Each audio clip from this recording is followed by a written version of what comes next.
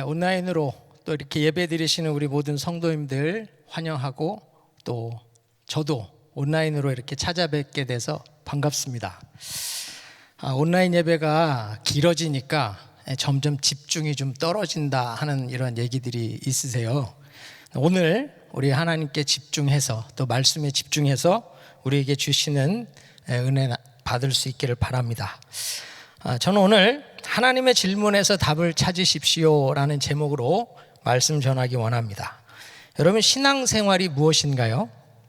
신앙생활은 욥처럼 하나님의 질문에서 답을 찾아가는 것입니다. 욥기 38장부터 41장은 하나님이 욥에게 질문하시는 내용입니다. 지금까지 욥은 하나님께 자기의 궁금함을 토로하며 질문했어요. 그런데 답은 찾지 못하고 친구들과 아주 지루한 논쟁만을 했습니다. 욥 안에는 답답함이 있죠. 여러분, 인간은 자기의 질문으로는 인생의 문제에 대한 답을 찾지 못합니다. 욥처럼 헛된 논쟁만 하게 되죠. 그런데 침묵하시던 하나님이 이제 욥에게 나타나십니다. 그래서 우리는 하나님의 나타나심을 인하여 시원함을 기대해요. 이제 답이 임하겠구나. 그런데요, 오늘 본문 말씀을 보면 하나님은 욥이 원하는 답을 주지 않으세요. 오히려 욥에게 질문하시면서 네가 대답해 보라고 이야기하십니다. 이게 뭐냐면, 우리 인생의 문제들은 하나님의 질문하실 때 그 질문에 대답을 하면 정리가 된다는 거예요.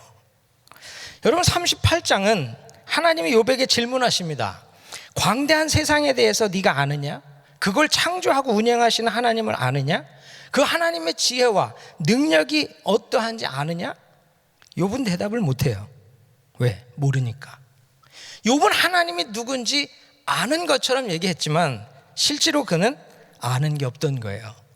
39장까지 다시 10가지 동물을 이야기하면서 너 이 동물이 무엇인지 어떤지 아냐? 물어요. 그러나 욥은 여전히 대답을 못해요. 왜냐하면 알 수 없기 때문에. 그래서요, 40장 2절에 가면 욥은 하나님이 욥에게 말씀하시죠. 욥기 40장 2절, 하나님이 욥에게 뭐라 그러세요? 트집 잡는 자, 변박하는 자가 전능자와 다투겠느냐? 하나님과 변론하는 자는 대답할지니라. 이게 개역 개정판에는 트집 잡는 자가 전능자와 다투겠느냐? 하나님을 탓하는 자는 대답할지니라. 무슨 말이에요? 하나님은 욥을 트집 잡는 자, 하나님과 다투는 자, 하나님을 탓하는 자라고 얘기해요. 그런데 욥은 이 말에 대해서 반박을 하지 못합니다. 오히려 그것을 인정하죠. 그래서 욥기 40장 4절에 보면, 보소서 나는 미천하오니, 나는 미천한 자래요. 하나님 트집 잡고 탓하던 미천한 자라는 거예요. 그래서 뭐라 그래? 내가 할 말이 없어서 손으로 내 입을 가릴 뿐이로소이다. 내가 무슨 말을 하겠습니까? 이게 욥의 첫 번째 대답이에요. 그리고 다시 하나님은 욥에게 질문을 하십니다. 40장에 이제 베헤못에 대해서 하마, 또 41장에 리워야단, 용, 이건 악어라고 보는 게 좋은데요, 너 하마가 뭔지 악어가 뭔지 아냐? 물어요. 여전히 욥은 대답을 못해요. 그래서 42장 1절로 3절을 보면 욥이 여호와 하나님 앞에 대답하죠. 뭐라 그럽니까? 욥이 여호와께 대답하여 가라사대 주께서는 무소불능하시오며 무슨 경영이든지 못 이루실 것이 없는 줄 아오니. 무슨 말이죠? 지금 주께서는 못하실 일이 없다는 거예요. 무슨 계획이든 못 이루실 것이 없다는, 전능하신 하나님을 인정한다는 거죠. 그리고 그는 3절에 보면 무지한 말로 이치를 가리우는 자가 누구니까? 납니다. 내가 스스로 깨달을 수 없는 일을 말하였고 스스로 알 수 없고 헤아리기 어려운 일을 말하였나이다. 지금까지 내가 헛소리 짓거리고 있었다는 거예요. 아는 척 잘난 척 했지만 아무것도 모르면서 참 그 모든 걸 아는 것처럼 떠들었다는 거죠. 무슨 말이에요? 인과응보, 권선징악, 그거밖에는 모르는 인간이 내가 하나님을 알고 의를 알고 또 이 고난이 무엇인지를 아는 것처럼 떠들었다는 것. 그래서 참 내가 얼마나 교만하고 무지한 자인지 내가 인정합니다 라고 말해요. 그런데 참 재밌는 건 여러분, 하나님은요 욥이 알기 원했던 고난이 무엇인지에 대해서는 답을 안 해주세요. 욥도 자기가 그렇게 궁금해했던 고난에 대해서 답을 찾았는데 무슨 답을 찾았는지 말하질 않아요. 이게 뭐죠? 욥기는요 고난에 대한 해답은 각자의 몫이라는 것을 말하고 있는 거예요. 고난은 정답이 없다는 거예요. 내게 주어진 고난에 대하여 각자 답을 찾으라는 거예요. 하나님이 질문하시는 그 질문들 속에서 내게 주신 고난의 의미와 내게 주신 고난의 가치를 분별하고 찾아가라는 거예요. 여러분, 지금 우리는 욥처럼 황당한 고난을 만났어요. 코로나 바이러스라는 이해도 안 되고 상상도 못했던 고난을 만났어요. 이것에 대해서 우리도 욥처럼 질문할 겁니다. 하나님, 이게 뭡니까? 왜 이런 일을, 왜 이때에, 이게 무슨 유익이 있다고? 우리도 끊임없이 욥처럼 질문할 거예요. 그런데 우리 질문에서는 답이 없어요. 하나님의 질문 속에서 답을 찾아야 우리는 하나님이 우리에게 주신 이 문제의 답을 찾을 수 있는 겁니다. 그러므로 오늘 우리 몇 가지 하나님의 말씀, 욥에게 주신 질문 속에서 우리에게 주신 이 고난의 의미를, 그 답을 찾아가 봤으면 좋겠어요. 우리 39장을 한번 보겠습니다. 39장, 여기서 세 가지를 한번 살펴보려고 하는데요. 우리는 첫 번째 이 사념소라고 하는 것, 암사슴이라고 하는 것을 통해서 고난은 인간이 알 수 없는 영역이라고 하는 것, 우리 여기서부터 출발을 하려고 해요. 우리 욥기 39장 1절로 4절 한번 볼까요? 사념소가 새끼 치는 때를 내가 아느냐? 암사슴의 새끼 낳는 기한을 내가 알 수 있느냐? 그것이 몇 달 만에 만삭되는지 아느냐? 그 낳을 때를 아느냐? 그것들은 몸을 구부리고 새끼를 낳아 그 괴로움을 지내어 버리며 그 새끼는 강하여져서 빈들에서 길리우다가 나가고는 다시 돌아오지 아니하느니라. 여러분, 욥기는 시입니다. 시 안에는 많은 메타포, 이 은유와 비유와 함축이 있어요. 그래서 우리 시를 시로 대하면서 이 안에 담은 하나님의 뜻을 한번 보자고요. 여러분, 사념소, 암사슴, 이건 우리가 몰라요. 이게 언제 새끼를 베고 새끼를 낳고 어떻게 회복하고 어떻게 또 새끼가 커서 이렇게 자기 길을 가는지 몰라요. 우리는 집념소에 대해서만 알아요. 집념소가 언제 새끼를 베면 얼마에 만삭이 되고 언제 새끼를 낳는지, 그래서 인간은 그걸 알고 대처를 하죠. 그러나 산념소와 암사슴, 이 야생짐승은 언제 만삭되고 언제 낳고 또 이 산후 통증은 얼마 만에 회복되는지 몰라요. 이건 누구만 알아요? 하나님만 아세요. 그런데도 산념소와 암사슴은 돌보는 사람이 없어도 잘 살아요. 왜? 하나님 돌보시니까. 여러분, 야생 짐승이 어떻게 나고 자라는지도 모르는데 고난을 어떻게 알겠어요? 그래서 고난은요, 하나님만이 아는 하나님의 영역이라는 거예요. 인간은 절대로 알 수 없는 거라는 거예요. 그래서 여러분, 이 사념소 이 대신에 고난이라는 단어를 넣어서 읽어보면 네가 고난이 어떻게 잉태되고 언제 정점에 이르고 언제 끝나는지, 그 후유증은 얼마나 되는지 네가 아느냐? 우린 몰라요. 하나님만 아시는 거예요. 자, 코로나 바이러스를 넣어봐요. 코로나 바이러스가 어떻게 잉태되고 언제 끝나고 그 후유증이 얼마나 갈지 우리 알아요? 몰라요. 여러분이 지금 고난을 겪고 계신다면 그 고난이 왜 왔는지, 또 언제 끝나는지, 고난의 후유증이 얼마나 가고 내가 언제 회복할 수 있는지 우리는 몰라요. 이건 내가 알 수도 없고 내가 다스릴 수도 없고 내가 통제할 수도 없어요. 오직 하나님만 아시는 거예요. 그러면 어떡하란 말이에요? 우리 모르는 거 어떡하라는 거예요? 여기서 우리는 하나님이 모른다 해서 우리에게 원하시는 것이 무엇일까를 좀 봐야 됩니다. 그게 뭘까요? 내가 아는 거 하라는 거예요. 내가 할 수 있는 거 하라는 거예요. 산염소, 암사슴 고민하지 말고, 알 수 없는 것 갖고 헤매지 말고, 지병소, 내가 알고 내가 컨트롤할 수 있는 그 일 하라는 거예요. 그 일. 고난 모르는 거 갖고 씨름하지 말고 오늘 내가 할 수 있는 일, 그 일 하라는 겁니다. 거기서부터 고난을 이길 수 있는 시작이 된다는 거예요. 여러분, 코로나 바이러스 모르잖아요. 그런데 전부 코로나 바이러스만 묵상해. 아침에 일어나 코로나 바이러스 감염자가 몇 명 늘어났는지, 오늘은 몇 명 또 늘어났는지, 무슨 일이 있는지, 뭐 코로나 예방법, 치료법, 백신은 언제 나오나, 코로나 바이러스와 동행해. 아무 유익도 없고 내가 알 수도 없는 것. 온갖 유튜브를 뒤지고 온갖 유튜브에서 엉뚱한 것만 찾고 헤매요. 그런데 에너지 빼지 말라는 거예요.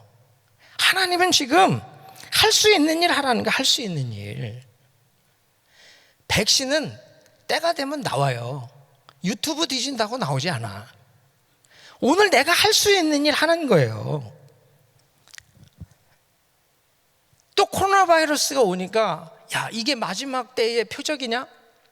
그래가지고 지금 마지막 때의 표적, 마지막 때에 대한 영적 분별이 뭐냐? 이래가지고 또 유튜브에서 온갖 설교와 강의와 내용들을 또 헤매고 다녀. 주님이 언제 오시는지는 아들도 모르고 아버지만 아신다 그랬어. 그 말은 뭐예요? 때 되면 오세요. 때 되면. 지금 우리가 해야 될 일은 오늘 내가 해야 할 일, 그 일 하는 거예요.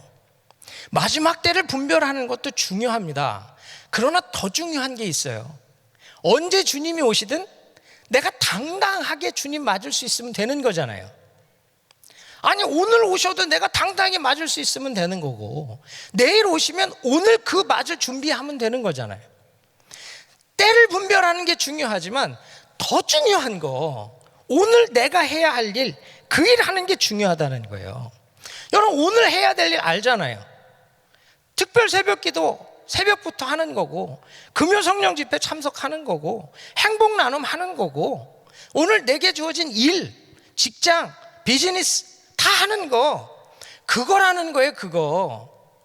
사람들이 고난이 오면 엉뚱한 데서 헤매고 있는데, 주님은 산염소, 암사슴 니네 영역이 아니야. 그건 나한테 맡기고, 넌 내가 너에게 맡긴 집염소, 네가 알고 네가 할 수 있는 일, 그 일 하라는 거예요. 그 일 하면 고난을 이기는 시작이 된다는 겁니다. 여러분, 오늘 하나님의 말씀 우리가 분별하여서 오늘 내가 할 수 있는 일에 최선을 다하여 고난을 이기는 첫걸음을 내딛는 저와 여러분 되길 바랍니다. 이 미국의 조지 워싱턴 커버 박사라는 분이 있어요. 우리가 먹는 이 피넛버터 있죠? 그거 만드신 분인데, 이분은 노예의 아들로 태어난 흑인입니다. 근데 백인 부부에게 입양이 돼서 공부할 수 있는 기회가 주어져서 박사가 됐죠. 그래갖고 이제 연구를 하는데, 그 당시 남부에 이 목화 재배가 성행했기 때문에 목화를 심으면 이게 양분을 빨아먹어서 땅이 다 황폐화되는 거예요. 그러니까 목화를 몇 년 재배하고 황폐화되니까 농민들이 힘들잖아요. 그래서 이걸 어떻게 해야 되나 고민을 하다가 땅콩을 심으면 지력이 회복된다는 걸 알게 돼요. 그래서 땅콩을 심어라. 그래갖고선 야 이제 됐다 이러면 이제 땅콩 팔고 땅이 회복되면 모카 또 심으면 된다. 근데 너도 나도 땅콩을 심어서 땅콩이 풍작이 되는 바람에 이게 또 땅콩 가격이 폭락이 돼서 이 농민들이 살 수가 없게 된 거예요. 그래서 이 조지 워싱턴 커버 박사님이 고민을 하기 시작했는데 답이 없는 거죠. 그러다 어느 날 새벽에 그가 하나님 앞에 기도합니다. 하나님, 왜 우주를 만드셨습니까? 이 Secret of Universe, 우주의 비밀을 좀 알려주세요. 그랬더니 하나님이 야, 네 수준에 너무 어려운 걸 묻는다. 이건 그분의 간증에 나와요. 제 말이 아니고 네 수준에 너무 어려운 걸 묻는다. 그래서 다시 생각하다가 하나님, 그럼 왜 인간을 만드셨습니까?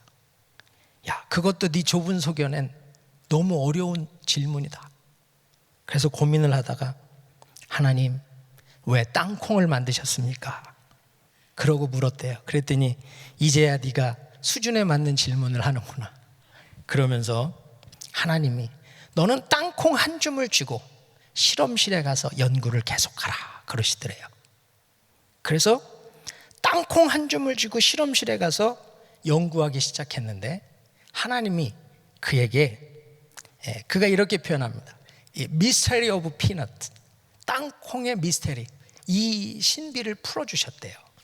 그래서 우리가 먹는 땅콩, 그 피넛 버터, 뭐 땅콩 우유 이런 먹는 식용품을 한 100여 가지 만들고 땅콩 비누, 땅콩 화장품, 뭐 땅콩 구두야 이런 실용품을 한 200가지를 만들어서 농가를 다 살린 거예요. 그리고는요, 하나도 로얄티를 받지 않고 특허 등록을 하지 않고 하나님이 내게 거저 주신 거 마음껏 쓰라고. 그래서 지금까지 모두가 다 특허권, 로얄티 없이 쓰는 겁니다. 보세요. 가장 어려울 때, 가장 힘들 때 해야 될 일이 뭐예요? 지금 내가 해야 할 일. 이 커버 박사가 땅콩 한 줌을 쥐고 기도하며 연구실에서 이 연구를 계속하듯이 우리도 마찬가지로 지금 우리가 오늘 해야 할 일, 그 일 하는 데서부터 고난을 이길 수 있다는 겁니다. 여러분, 식당을 운영하신다면 음식의 비밀을 풀어달라고. 하나님, 이 등심은 왜 만드셨습니까? 하나님, 콩나물은 왜 만드셨습니까? 그 비밀을 풀어줄 때까지 기도하면 레시피가 나오지 않겠어요? 이거 어떻게 팔아야 됩니까? 미스테리 오브 마케팅, 이 마케팅의 비밀, 이 신비를 풀어주세요. 그럼 전략이 나오지 않겠어요? 문제는 뭐냐면 그 하나님 앞에서 내가 해야 할 일을 해야 되는데 엉뚱한 데서 고난 붙들고 힘들어하고 어려워하고 엉뚱한 데서 헤매고 있기 때문에 이 문제를 풀지 못하는 거라는 거예요. 여러분, 지금 우리 신앙생활이 뜬구름 잡는 게 아닙니다. 분명 오늘 내가 해야 하는 그 일에서 시작하는 거예요. 100일 특세에서부터 시작하는 거예요. 지금 흐트러지신 분이 있다면 이제 오늘 89일, 내일 90일인데 남은 11일에 집중해 보세요. 분명 하나님 거기에 기적의 은혜를 베푸실 줄 믿습니다.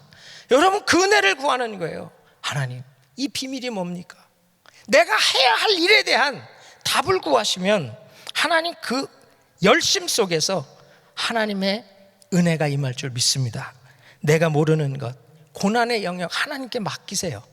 그리고 내가 아는 것, 내가 해야 하는 것, 할 수 있는 것, 그 일 하세요. 주님께서 거기에서부터 고난을 이기게 하시고 여러분을 정말로 영광스러운 자리에 세우실 줄 믿습니다. 두 번째는 고난은 무익해 보이나 유익하다는 거예요.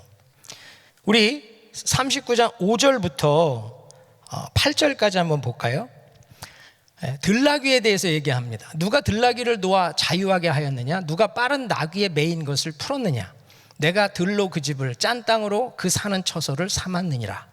들나귀는 성읍에 짓거리는 것을 업신여기니 어거하는 자의 지르는 소리가 그것에게 들리지 아니하며 초장이 된 산으로 두루다니며 여러 가지 푸른 것을 찾느니라.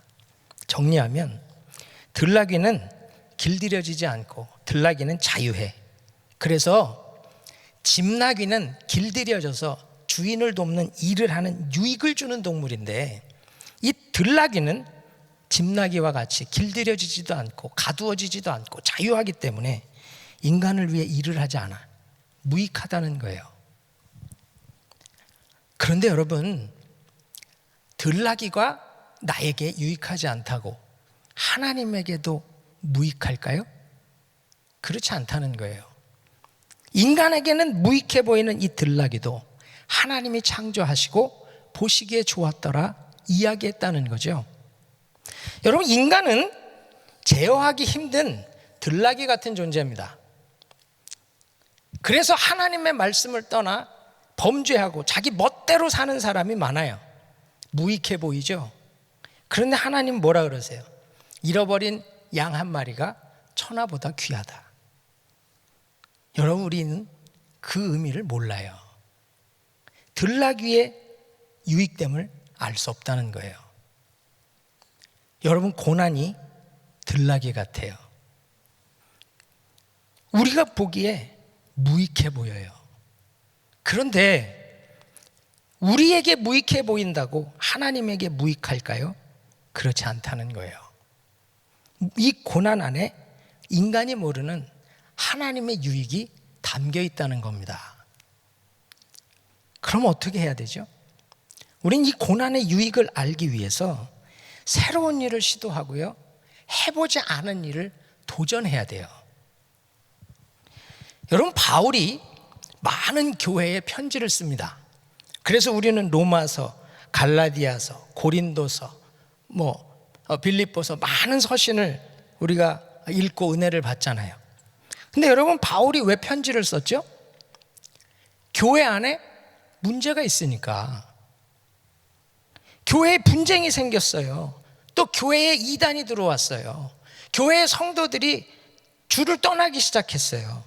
그래서 그 문제를 풀려고 바울은 편지를 썼어요. 여러분, 한번 생각해 보세요. 교회에 분쟁이 있는 게 좋습니까? 분쟁이 없이 평안한 게 좋습니까? 교회에 이단이 들어오는 게 좋습니까? 아니면 그냥 믿음 안에 굳건히 서는 게 좋습니까? 교회는 그냥 문제 없이 아름답게 부흥하고 성장하면 너무 좋을 것 같잖아요. 그런데요, 하나님은 교회에 어려움을 주실 때가 있거든요. 들나귀와 같은 고난을 주실 때가 있다는 거예요. 그래서 교회에 일어나는 여러 문제들이요, 들나귀 같아. 참 어렵습니다. 그런데 이 무익해 보이는 이 분쟁을 하나님은요, 엄청난 유익으로 바꾸잖아요. 앞으로 교회에 생길 문제들, 그걸 과연 우리가 어떻게 풀어가야 되는지 바울을 통해서 편지를 쓰게 해서 성경으로 남겨주셨잖아요. 여러분, 이거 놀랍지 않습니까? 이 교회들의 문제가 없었다면, 그래서 바울이 편지를 쓰지 않았다면 우리는 이 엄청나게 귀한 이 서신서들을 지금 받아 누릴 수 없는 거예요. 교회에 일어나는 여러 분쟁들의 문제를 어떻게 해결해야 되는지, 이단의 공격과 잘못된 신앙의 가르침을 어떻게 분별하고 나가야 되는지 우리는 알 수 없는 거예요. 그런데 이 들나귀와 같은 교회의 고난, 교회의 분쟁, 교회의 어려움을 통해서 하나님은 바울에게 편지를 쓰게 하시고 성경으로 우리에게 남겨주시는 이 엄청난 유익을 주셨다는 거예요. 여러분, 바울은 자기가 갈 수 없어서 편지를 썼어요. 갈 수 있으면 직접 가서 말을 했겠죠. 근데 갈 수 없어서 편지를 썼어요. 갈 수 없다고 포기하지 않았다는 거예요. 이 편지가 뭐예요? 지금으로 하는 온라인 예배, 비대면 사역, 언택트 미니스트리, 이 비대면 사역이 시초 아닙니까? 가지 못하니까 편지를 써요. 새로운 일을 시도하는 거예요. 편지 집어 던지면 안 보면 그만이에요. 지금 이 온라인 예배도 안 보면 그만이에요. 그럼에도 이 편지를 보고 읽는 사람에게 유익을 주는 그 한 명을 위해서라도 편지를 썼다는 거예요. 지금 우리 교회도 그 한 사람을 위해 온라인 예배를 하는 거예요. 여러분, 바울처럼 새로운 일을 시도해보고 해보지 않은 일을 도전하지 않으면 우리에게 주어진 고난이 유익이 되는지 안 되는지 알 수가 없는 거예요. 코로나 바이러스가 들나귀 같은 고난이에요. 우리를 비웃어요. 예배도 못 드리고, 뭐 선교도 못 가고, 뭐 전도도 못 하고, 사업도 어렵고, 일상도 무너지고. 이 정도면 무익한 게 아니라 해로운 거 아닙니까? 그런데 들나귀 안에도 하나님의 선함이 있고, 들나귀 안에도 하나님의 유익됨이 담겨 있다면, 이 코로나 바이러스 안에도 하나님이 담아놓은 유익이 있지 않겠어요? 여러분, 우린 이걸 분별해야 된다는 거예요. 오히려 지금이 이 하나님의 이 은혜를 누릴 수 있는, 이 유익을 경험할 수 있는 기회가 될 수 있지 않을까요? 여러분, 우린 지금 이 코로나 바이러스 때문에 한 번도 가보지 않은 길을 가요. 한 번도 해보지 않은, 온라인으로 주일 예배를 드리고, 온라인으로 회의를 하고, 온라인으로 선교지 선교사님들과 만나는 한 번도 해보지 않은 일을 하고 있어요. 원해서가 아니라 강제로. 그렇다면 지금 하나님 억지로 새 시대를 열어가고 있는 건 아닐까? 우리를 강제로 새로운 시대 안으로 몰아가고 계시는 건 아닌가?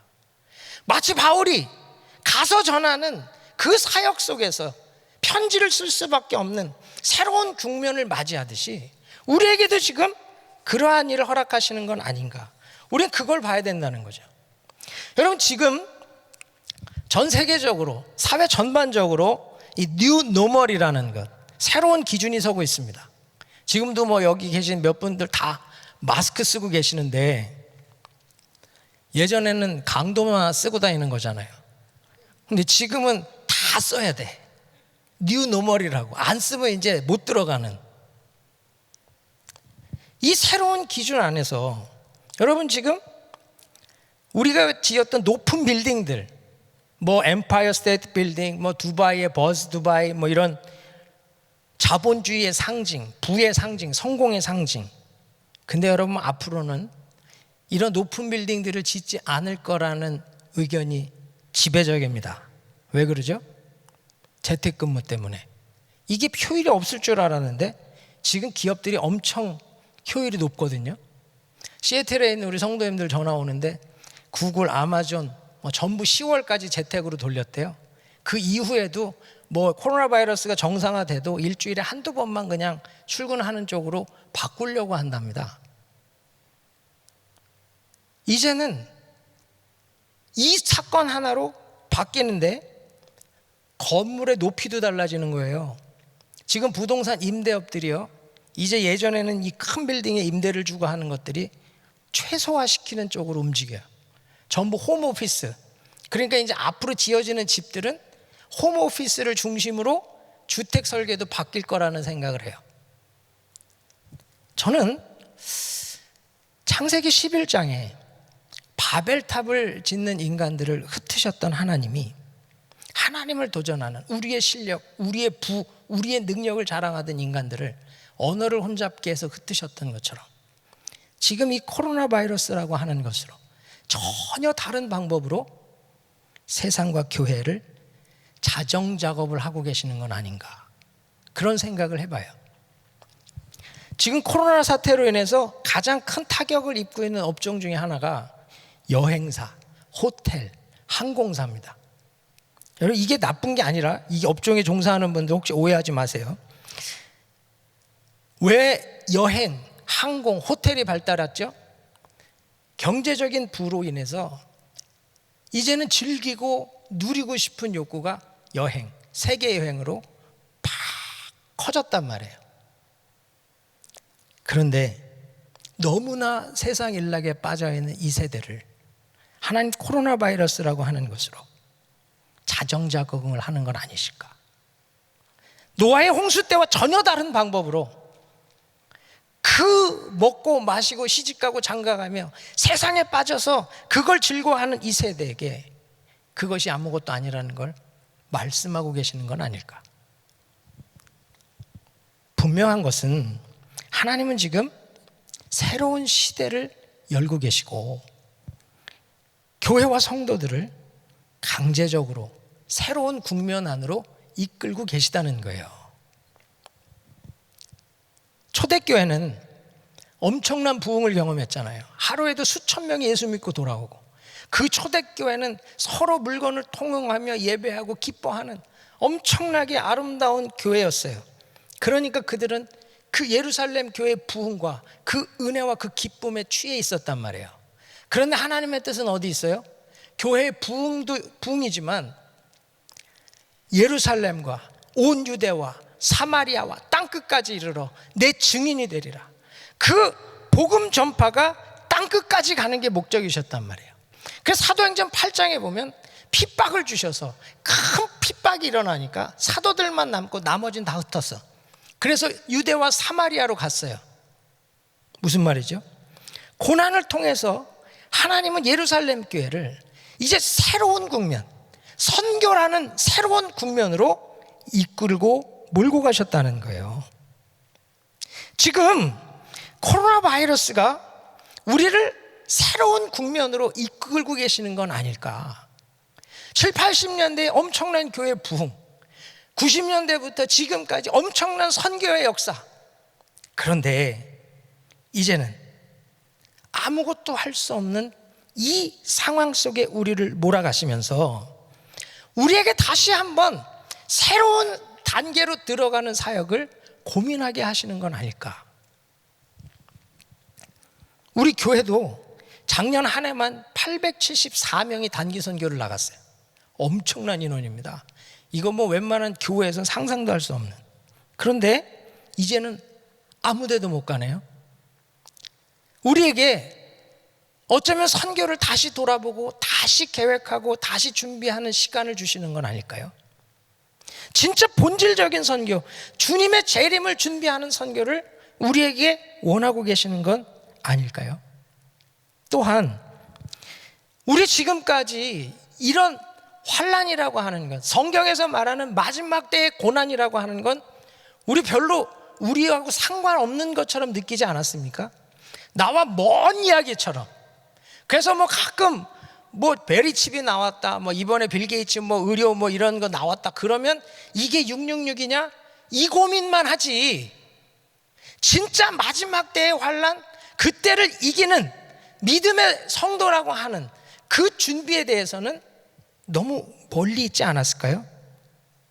근데 이 코로나 바이러스라는 감기의 변종 바이러스 하나 때문에 지금 우리는 아무것도 못해요.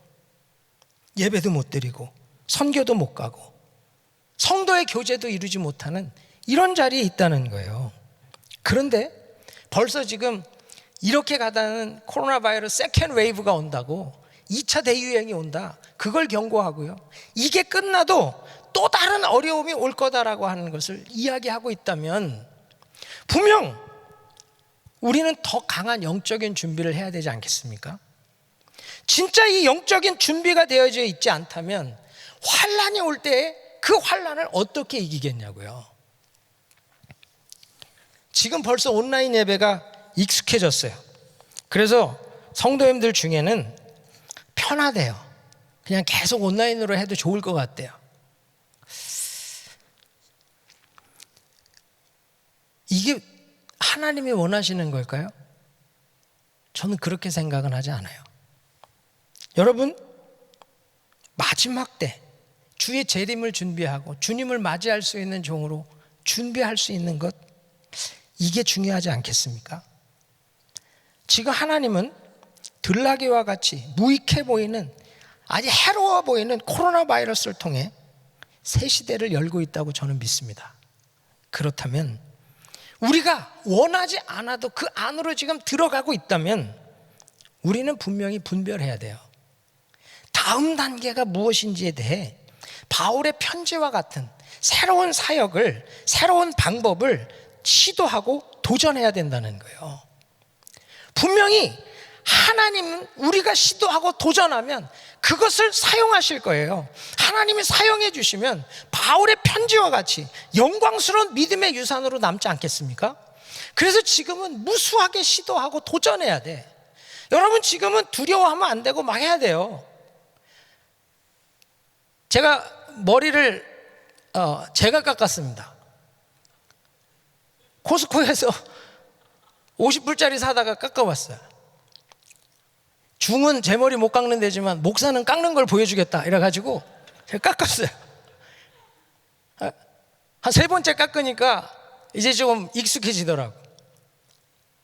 해보는 거예요. 뭐 엉망이 되면 모자 쓰고 다니지 뭐. 두려워하면 시도를 못 하는데 해보는 겁니다. 지금 선교사님들하고 회의를 하면서도 우리가 나누는 게 그거예요. 무조건 해봅시다. 되든 안 되든 해봅시다. 이렇게 해보고 저렇게 해보고 그 가운데서 방법이 나올 때까지, 하나님이 사용하는 새로운 방법과 새로운 전략이 나올 때까지 한번 해봅시다. 지금 우리에게 필요한 게 이거라는 거예요. 여러분 사업도, 여러분 가정에서도 계속 시도하고 도전하셔야 돼요. 한 번도 안 해본 일일지라도 해보셔야 돼요. 그리고 마지막 때 이길 수 있는, 정말로 주님 오실 길을 준비할 수 있는 영성을 준비해야 됩니다. 온라인 예배 하나로도 무너지는 신앙이 어떻게 핍박이 오면 이기겠냐고요. 어떻게 우리를 통제하는 시대가 오면 감당하겠냐고요. 여러분, 그렇기 때문에 들나귀의 무익함 속에 하나님의 유익을 경험할 수 있도록 도전하시고 준비하는 저와 여러분 되길 바랍니다. 마지막은 고난은 나를 압도하는 힘이 있다는 거예요. 여기 지금 9절 보면 9절부터 들소가 어찌 기꺼이 너를 위하여 들소가 어찌 즐겨 내게 복종하며 내 외양간에 머물겠느냐. 내가 능히 줄로 들소를 메어 이랑을 갈게 하겠느냐. 그것이 어찌 골짜기에서 너를 따라 쓰레를 쓸겠느냐. 그것이 힘이 많다고 내가 그것을 의지하겠느냐. 내 수고하는 일을 그것에게 맡기겠느냐. 그것이 내 곡식을 집으로 실어오며 내 타작마당에 곡식 모으기를 그것에게 의탁하겠느냐. 보세요. 들소는 엄청난 힘을 가졌어요. 그걸 길들이기만 하면, 인간이 사용하기만 하면 어마어마한 유익이 있는데 들소가 인간을 압도해요. 고난이 들소와 같아요. 고난은 우리를 압도하는 힘이 있어요. 그래서 절대 고난을 우리는 다룰 수 없어요. 그런데 하나님은 들소를 다루시는 능력이 있는 줄 믿습니다. 하나님은 들소를 무력하게 만드는 힘이 있어요. 그 하나님은 고난도 다루시고 고난도 능히 이기시는 줄 믿습니다. 그러므로 들소와 같은 고난이 나를 덮치고 나를 압박해 오면 우리는 뭘 해야 됩니까? 고난보다 더 강한 힘을 구하는 거예요. 위로부터 임하는 더 강한 힘, 압도적인 은혜를 구하는 거예요. 그 압도적인 은혜가 임하면 들소와 같은 고난을 하나님이 이기시는 것을 볼 수 있는 줄 믿습니다. 여러분, 경찰이 와서 잡아요. 그런데 경찰서장이 와서 풀어줘. 그럼 풀려나는 거예요. 왜요? 경찰보다 서장이 힘이 더 세니까. 고난이 그런 거라는 거예요. 내가 고난에 묶여 있다. 이 고난을 나는 풀 힘이 없어. 그런데 더 강한 힘이 오면 묶임이 풀리는 거예요. 믿으십니까? 여러분, 바울이요, 빌립보 감옥에 갇혔어. 빌립보에 하나님께서 마게도냐 사람이 와서 나를 도우라는 환상을 보여줘서 그는 그곳으로 갔어요. 그래 마게도냐 첫성 빌립보에서 그 루디아를 만나고 여자 몇 명을 만나서 교회를 시작했는데, 거기서 그 교회를 시작하는 중에 점치는 여종 하나를 귀신을 쫓아주잖아요. 그랬더니 그 점쳐서 돈 벌던 주인이 그 손해나는 것을 인해서 바울을 고발하죠. 그래서 바울이 갇혀요. 그래서 감옥을 든든히 지키고 착고를 채워서 그 안에 갇혀요. 그런데 바울은 그 안에서 찬송과 기도를 해요. 아니, 하나님 마게도냐로 가라면서요. 거기 가서 도우라면서. 그래서 왔는데 이게 뭡니까? 불평하지 않아요. 아, 이거 내가 진짜 제대로 환상 본 거야? 그거 쓸데없는 고민하지 않아요. 그 감옥에서 착고에 채이고 갇혀 있어도 할 수 있는 일 하는 거예요. 기도와 찬송하는 거예요. 그랬더니 위로부터 더 강한 힘이 임해 착고가 풀리고 문이 열리고 그 간수에게 복음을 전해서 예수 믿게 하는 은혜가 임하잖아요. 이게 중요하다는 겁니다. 정말 고난이 올 때 우리는 열린 하늘을 향하여 하나님 앞에 외치고 부르짖는 거예요. 그를 찬송하고 기도하는 거예요. 그때 위로부터 더 강한 힘, 내 고난을 지배하고 내 고난을 풀어내고 고난을 다스릴 수 있는 더 강한 힘, 압도적인 은혜가 임하면 그 모든 것은 이기는 줄 믿습니다. 여러분, 지금 코로나 바이러스가 여러분을 묶고 있습니까? 그것을 끊을 수 있는 위로부터 더 강한 힘, 더 압도적인 은혜를 구하면 이 문제 이기는 거예요. 온라인으로 예배 드리는 거, 이것이 얼마나 힘든지 알아요. 그런데 예배 가운데 여러분 압도적인 은혜를 구하는 거예요. 위로부터 임하는 하나님의 은혜가 임하면 하나님은 이 온라인을 통해서도 여러분의 영을 살리시고 여러분의 영을 회복시키시고 여러분에게 은혜를 주실 줄 믿습니다.